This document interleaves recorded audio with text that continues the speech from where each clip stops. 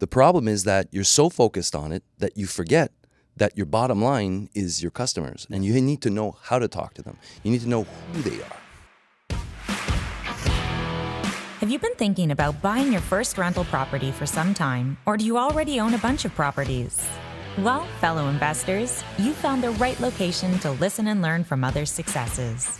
Welcome to The Very Real Estate Effect with your host, Axel Mont-Saint-Jean. Hello, and welcome back to the Very Real Estate Effect podcast, a show dedicated to real estate investing right here in all over North America. And today, it's a pleasure and an honor to have as guest my friend Etienne Bessette. Etienne, welcome to the show. Hello. It's a pleasure to be here, Axel. So Etienne is an expert in branding, in marketing, in communication, and he's helped me a lot over time. And I wanted to have him. This is part one of a two-part series, so hold on as well for next week's episode because we're going to be continuing this conversation. And Etienne has helped me in various ways to narrow down, actually on the podcast, on the real estate investing, on a lot of things that we do. And I wanted to have your expertise today to share it with everyone because you had brought such good points. And the first one I want to jump into is you had made me realize that I at some point at least I didn't really know who I was talking to. Mm-hmm. And you had said that with a lot of clients that you work with, you've realized that they don't really know their audience. So how do we go about it? It's a wild thing because most people really know what they do.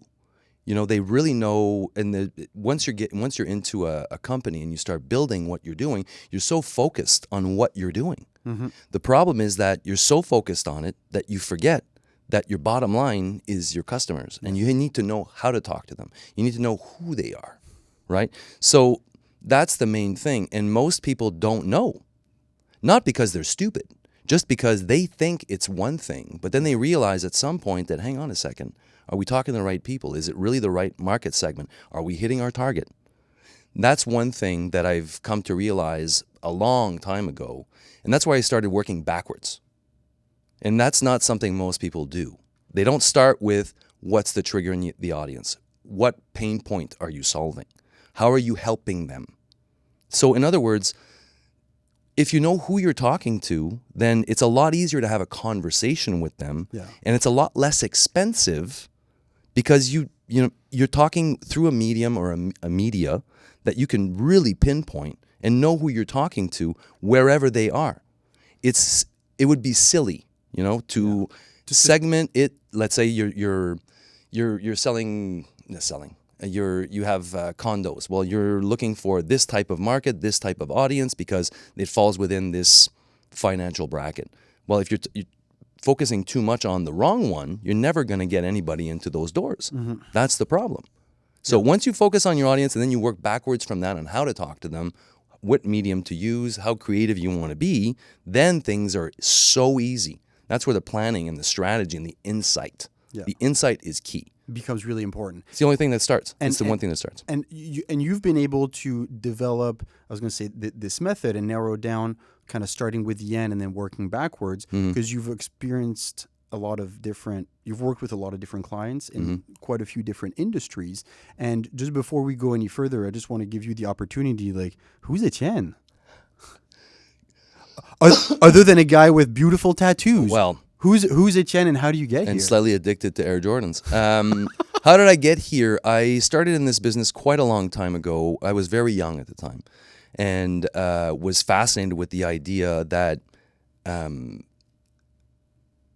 the interest you can create, and it came from me actually. When I was very young, I won't give you the year, but anybody who looks it up will understand. I was very young. I wasn't even in the business yet. Obviously, I was quite young. And it was the first paycheck I ever got. And I wanted to get these things, the original ones, the Air Jordan 1 ones, like the original OGs. And I walked into the store and I saw the poster for Michael Jordan's wingspan, which is it was an actual poster, the actual width of his remember actual arms. the very poster you're talking about. The first one. Yeah. And I looked at this and I went, wow, okay, this is next level. And I did not identify with Michael Jordan per se, but I didn't understand why that is. His background and all that stuff. And this is before the internet and all these kinds of things. And I looked at that and I saw a commercial of him basically flying in the air for 30 seconds, black and white, sound of a jet engine taking off. And that's it, super slow motion. Yeah. He dunks, cuts. That's it. That was the ad? That was the ad. No words, Yeah. nothing. Signed at the end, Nike. Yeah. That's it. And I went, oh. And then not long after that, they came out with, it's got to be the shoes. It's got to be the shoes. And then it was the illegal shoe. Remember this? I don't know if you remember this. No. The Bulls started to pay fines for Jordan. Sorry, the Nike started paying the fines for Jordan because he was getting fined $5,000 a game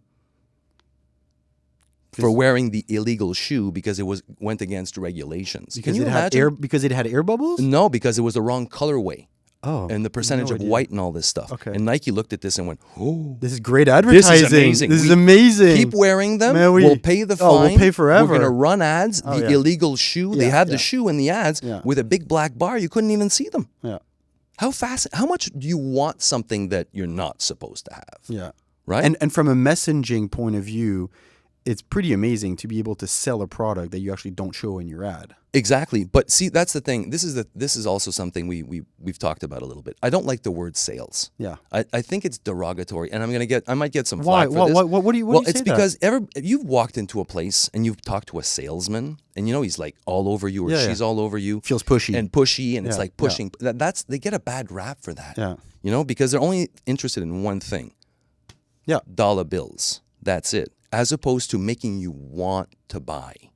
Well, people don't want to buy. No, people don't want to be sold. They want to buy. Absolutely. Everybody wants to buy. You've seen these memes, take my money. Yeah. These kinds of things. That's what I'm talking about. Is that sales is pushy, it's hard. You feel like you're just Trying to convince someone of something they don't need. Exactly. And the thing is that creating the desire for something, creating want, creating an actual need comes from the insight of a problem-solving situation. Yeah. And I don't like the word salespeople, right? Like I said, I think it takes them down because some of these people are incredible. Yeah. Like for example, if you look at the real estate industry, and I'm going to talk about a little bit about both because we talked about this also. You've got agents and you've got the companies behind them in certain cases. Oh, and they all have to be affiliated in certain cases. So you mean the broker versus Remax or right, exactly. Via Capital or whoever. Exactement. So what happens is that the personal brand of one individual, and now there are individuals who own their own companies, right? There are other ones that are affiliated to, let's say, Remax or Engel and Volker or Century 21, whatever it is. The thing is that which one are you buying first? Are you buying the agent? Or are you buying the brand behind the banner behind the agent? In certain cases, some people are like, well, I'm going to call the banner, find someone who's in my neighborhood who really knows this thing, right? Or you call the person, the face, the one that was referred to you, the one that you saw in an ad, the one that you feel is going to be able to understand your needs. Yeah. And you might, I interviewed a few of them before I started getting into it. And I was like, you don't seem to get it. Yeah, you don't understand me. You don't understand my needs. You're not listening to the brief. I was very clear. Yeah. If I steer off what I'm wanting because I'm on an emotional perspective, or your job is to bring me back. Maybe a little tough love, and I'm like that with my clients too. Yeah. Because some things are difficult to sway, and you're not understanding, and it's risky in certain cases. But in not risk financially in that sense, or getting someone pissed off. Pardon the language, pissed off at anything. But the whole point is that again, you've got the personal brand of the agent that's on one side, and their charisma, their understanding, their listening has a lot to do with that. And now the brand behind the banner serves a different kind of purpose. Now remember, brands are the same as people's personalities. They're identical. They right? reflect. They reflect what you stand behind, what you mean, who you are, right? So when you look at someone and why you're a fan of this entertainer or this sports star or this musician or this type of clothing, no matter what it is, it has a certain reflection on who you are. You have a certain affinity towards this, right? Why that is, it's hard to say. And usually it's because there's an emotional connection between people and brands, right? If they stand for something that you stand for, Okay, so going back It's to a your magnet. example of the broker versus the banner, let's say I have a property that I want to sell. My thinking is that I'm going to go pick a broker that knows that asset class and that market and has a good network to be able to sell this properly. Is that not? yes, but how it should also you have to look at it from multiple different perspectives too, because you can have the best person on paper, and then you sit down with them, Yeah. and there's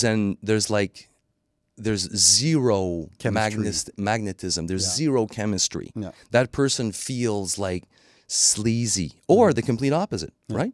They listen, they're attentive, they're the complete opposite, but their pedigree might not be as high as the other one, right? So it's a question of fit. The same thing with brands in general. Why you do this, why you do that, why this brand of shoe fits me better, I love it because of X, Y, and Z, then the fit is one thing, but what it reflects on my personality is also something else at the same time. So you gravitate, you build sort of fans around a brand. And that's kind of what I do. The best way I can describe it is brands are, let me put it this way. You don't own your brand. And the people own your brand. The consumers own your brand. They're the ones who decide what it actually stands for. Because you can say whatever. Yeah. But if you don't stand behind that It's what message, they say. It's Not what what they you say. say. It's not what you say, it's what they very say. true. It's Now, very you true. can say whatever you want. Microsoft has tried to do that over and over and over and over. Doesn't work. For consumers in the same way that, let's say, Apple does it. Great example of this, and I won't stay on this too long, but it's a very good example, and I like to use these examples because most people get it. It's a brand that's part of their lives. They've seen it. They Yeah, understand. they're They've all seen familiar. the advertising, right? So, for example, Microsoft is somewhat of an innovator, okay? And they are creators in a certain way. Apple is an innovation company, but they sort of look at things and they make things a lot better, easier to use, user-friendly, simple. They focus on the customer's experience. Well, exactly. They're focused on people. Microsoft is focused on tech, Yeah. on stuff, Yeah, right? Now, if you look at it that way, and for example, Zune, it was the original MP3 player, the original one, right? Okay. First one that I ever didn't came out. even remember what it was Right? called. Okay. Exactly. Okay. So it was the Microsoft Zune. iPod. No, it's called the Zune. Z-U-N-E. Yes. Okay. And the thing is that, like all Microsoft products, it focused on features, it focused And on technicalities. technical stuff, all that sort of geeky Yeah, stuff that most people don't really understand unless you're an engineer or whatever. Nobody bought one. No. Two reasons. One, you're focused on details that don't really solve a problem in someone's life. And it's also, it just came out and people are still using CD players. There was nothing in between, right? I had a Walkman when I was young. Me by the too. way. I had the original one. I had the I had tapes. a strap. Yeah. I So- held on to this, big so earphones cool. with the cord. It was Yeah. great. Weighed a ton. It looked like it was gigantic, like the weight of a brick. Anyways, so Zune comes out. They barely sold any, and they killed it not long after it came out. I think there's still sort of a subgroup on Reddit somewhere that's still like, Oh my into God, this some vintage thing. nostalgic ones. Yeah, some people Yeah. just love that stuff. Now, what happened is that they're saying it has 1.3 meg or gigs or whatever of storage space, and it's got this much battery and da-da-da. And all these sort of features. And on versus Apple said 10,000 songs in your pocket. Yeah, that's it. Bring your entire record collection wherever you go. In your pocket. In your pocket. Imagine. Remember, I don't know if you remember this, but there were folders of CDs. I've seen it. I still have some in a box. Oh, me too. I just can't Cases throw of them that out. stuff. I know, me too. I have the first one too. But the thing is, that's the difference, is that people are like, oh my God, I can bring my record collection with me wherever I go? No, okay, so But see what I mean? That's the pain point you're solving. You're solving a problem. You're not giving them a feature. yeah, The but to me feature that's is- positioning. Yeah, but it's the same thing in a certain way, because you start with your audience. Yeah. You say, what pain point are we solving? How do we position that statement? Yeah. What's the situation about this, and this? Who are we trying to target? Who's going to be the early adopters? And then you've got the, everyday mainstream adopters, and then you've got the late adopters. But you want to sort of target like right in between those two first ones, because they're the ones who are going to spread it. They're going to have it. People are going to see it. They're going to talk about it. That's what you want. You want people to talk about you, like you're there, because that's what your brand does. They're a brand. Anyone who buys their product is basically a brand ambassador for your product. That's what I mean by legions of fans. It's almost like having a flag or a jersey or a. I was watching the Canada-Argentina football game. Okay. I mean, soccer. Sorry, yes. Well, I call it football because that's the proper term around the world, except for Canada. Except here. Or North America, I should say. And the flags, the jersey, all that stuff. That's what you want. You want to build legions of fans behind your product because they're your best advertising, right? They'll tell everybody. Yeah. And that's what you want to have. So and they'll refer. And people love being referred versus them having to look it up, because you've already it's like building trust, right? You want to build trust between your product and your audience. But the thing is that people don't buy products; they buy brands, and brands have value. That's the difference. A shoe is just a shoe; it's a commodity in theory. I mean, Steve Jobs said that 1,000 years ago. But it's like you want to be a brand and a product because that's what people love to buy. Or a service, a gas station. Which one are you going to choose based on price? You don't want that. No, you don't want to compete on price. No, because then it's like, oh, okay, then why can Apple the raise down? Yeah, and why can Apple and Nike and some of the other companies sell products that are way more expensive and still have an audience? People want it.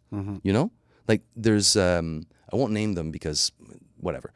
But there's winter coats out there. We all know those brands. There's a few good Canadian ones. There's some European ones in particular. There's a few Italian ones. You're like, I'm dropping $2,500-3,000 Canadian dollars on a dudun.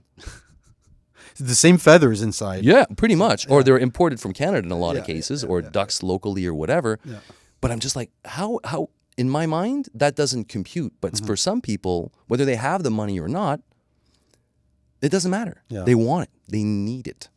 That's the power of branding. That's the power of branding. And I want to start to pivot this to what does that mean for real estate investors? Oh, exactly. And I remember when you and I had these conversations in the office, and you reminded me the importance. It was a moment where I was looking for partners for a project, looking for capital. And I remember that you asked me to like describe, okay, so what is it that you do? What is it that you're looking for? Where are you going with all this? And I remember you telling me like, Axel, you're kind of looking at this, the wrong way. And I remember you had said, and you had said like, no, you're not in the real estate investing business. You're in the business of helping people build generational wealth. Yeah, legacy. And legacy is the word that you used. And I remember pausing and I was like, yeah, damn it, I kind of forgot about all that. Yeah. Because I'm like talking to sellers and doing the financing and the contractor and managing the site and all this. And it's like, no, when I'm talking to someone who wants to participate and to come in, thank you for reminding me that I'm helping them build long-term wealth. Absolutely. This is the most wonderfully amazing thing about the entrepreneurial spirit. Is because we're so focused on the end goal, where we're going to plant our flag, right? That we sort of lose sight of the steps to get there, and even less on the audience. What's going to move them?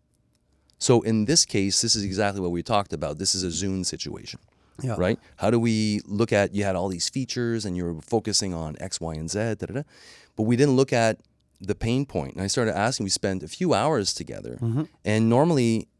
And we did this fairly quickly because you knew that this, and I knew a lot of the background behind it as well before that, which helps a lot because you need to ask a lot of questions. You have to have better questions to get to better answers. And I remember this old quote. It says, you have 2 ears and 1 mouth for a reason. Yeah.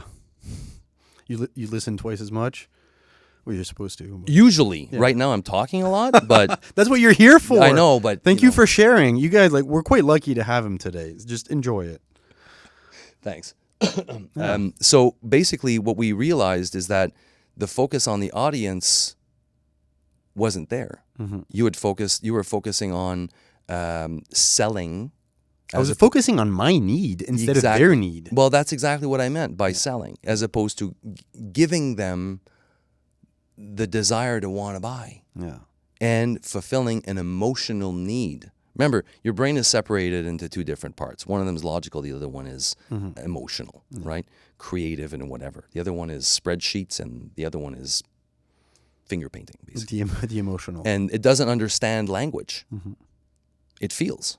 That's where your emotional stuff is, and that's where that's where if you want to sway someone, that's where you got to get them, and that's the intent. It sounds like it's manipulation, right? But it's more psychology than anything else. No. I'm reading this great book. I forget the title, but it's basically all about the subconscious and how it's actually.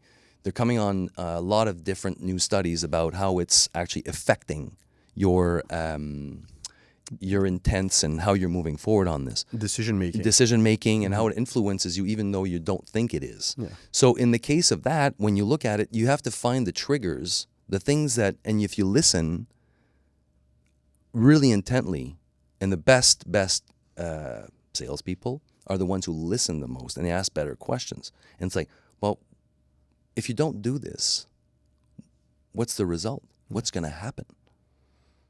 And odds are they come up with that, they'll sell themselves.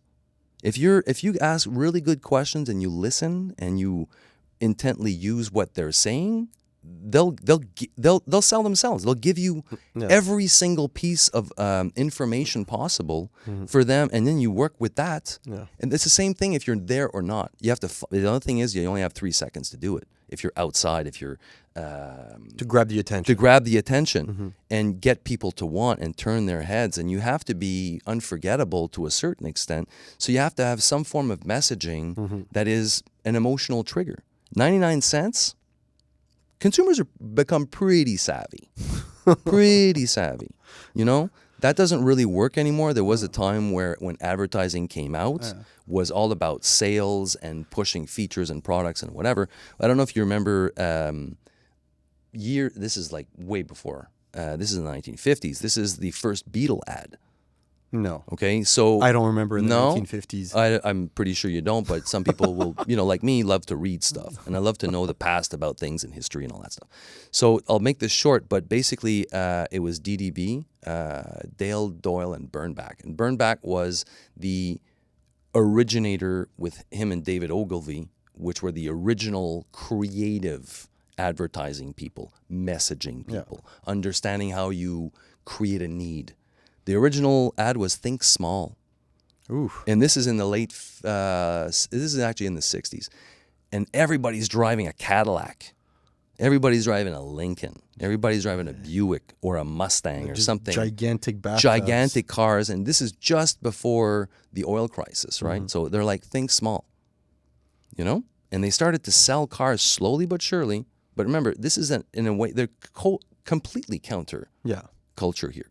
Completely counterintuitive. It was just a car with copy at the bottom. Everybody else is super big, super loud, all this stuff. Focusing on the product and what it does.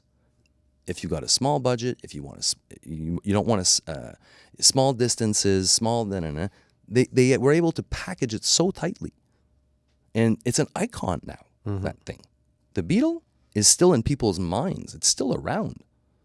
Yeah. And it's still fascinating how people still have that thing. And that's the success of Volkswagen. I don't remember if they're still number one in the world, but I worked on Volkswagen ads for years. Messaging, the creative, the web, you name it. I've won awards around the world for that work. And it makes people, and you don't know why, but it makes people want it. It's the European heritage. It's about the engineering. It's about this. It's about that. Sure. It makes you feel something. Yeah. It's fun to drive, right? It's the feeling you want people to get, and that's how it works. So getting back to what we were saying a little bit earlier, it's how and it's always about positioning. It's always about messaging. It's always about thinking and feeling, how is your consumer going to perceive this? And that's the core of everything. You got to start there. Like I said, work backwards. What's the trigger? And that's a really good point, and we're going to end on that, is real estate is a people business. Whether you're talking to a seller and trying to convince him to sell you his property, whether you're looking for financing and talking to a banker, whether you're talking to a contractor who's going to do the renovations or the build, you're always trying to convince basically someone of something.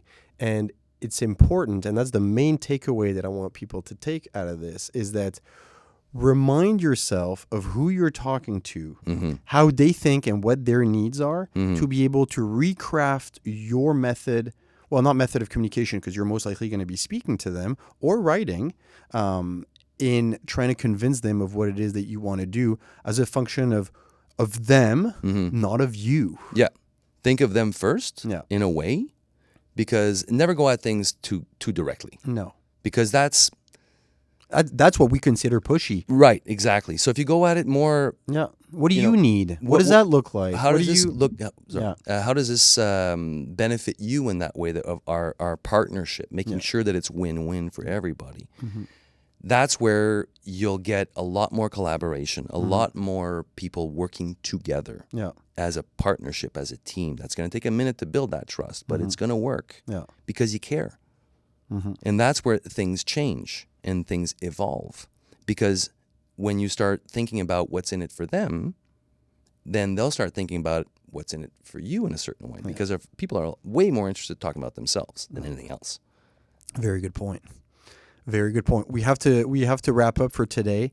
If people want to get in touch with you, what's the best way to do so? I'm rebuilding my entire website. I've never needed one before. So I had There you go. a little page, never needed. I still don't really need it, but anyways. But you can email me at Etienne, Etienne .Bessette, B as in Bob, ESSETTE @gmail.com. And if you really don't know how to find him, reach out to me and I'll definitely put you in touch with him. Thanks, Axel. On this note, thank you very much for coming on Pleasure. today. I like it. This is part 1. Stay tuned for next week. We're going to continue this conversation and take it towards the branding, the communication, and what does that mean for real estate investors like yourself. So stay tuned. As usual, research your market, make some offers. Thank you.